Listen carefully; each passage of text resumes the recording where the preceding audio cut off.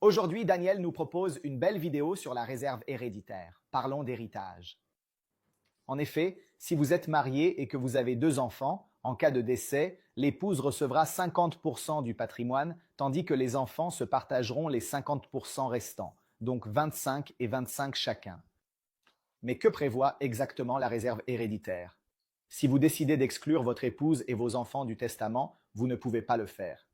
Il existe en effet des parts réservées, c'est-à-dire des pourcentages qu'ils doivent obligatoirement recevoir dans tous les cas.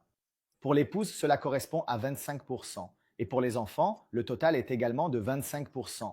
Vous disposez donc de 50% du patrimoine que vous pouvez attribuer à qui vous voulez. Certes, même avec la réserve héréditaire, il est possible d'être déshérité, mais uniquement pour des raisons très graves et justifiées. Quoi qu'il en soit, passons à la partie intéressante, la 3B. En effet, l'assurance ne se préoccupe pas de la façon dont la succession sera gérée. L'assurance 3B verse le capital à ceux qui sont désignés comme bénéficiaires dans le contrat.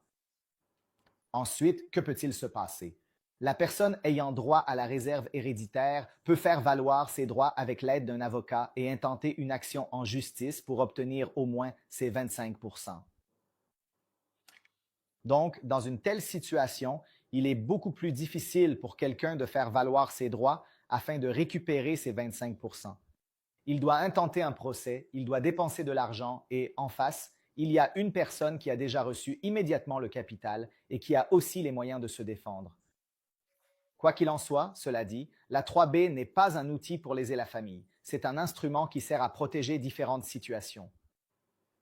Par exemple, si vous n'êtes pas marié et que vous souhaitez offrir une sécurité à votre compagnon ou votre compagne, si vous avez une entreprise et que vous souhaitez protéger votre associé afin qu'en cas de décès prématuré, il ait les moyens de se réorganiser. Elle peut également être utilisée pour couvrir une partie de la dette hypothécaire et éviter de laisser votre famille dans l'embarras une fois que, vous ne serez plus là.